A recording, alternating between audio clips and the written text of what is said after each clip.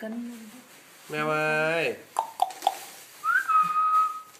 Ô, phải.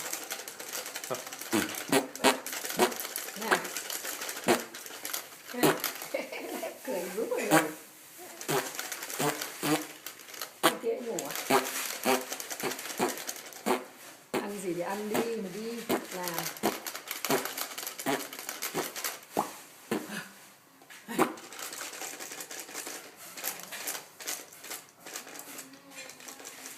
Ăn gì? Phải đúng không? Mình đây.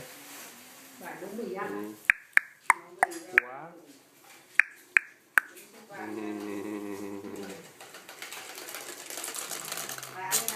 Kìa thì ăn đi. Được. Tí gặp nhau ở trên đài nhá. Từ đến đài. Tí gần đấy.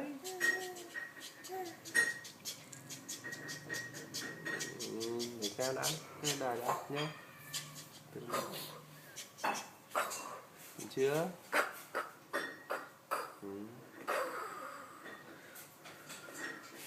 Thế à? Rồi thế thì thế giờ cậu ra luôn đấy. Cậu ra luôn chỗ ngã tư sở ấy. Là cái ra đấy nhưng tớ phải về đến tham quan. Nó đấy. Đi chơi đi nào. Người mẫu thôi. Rất là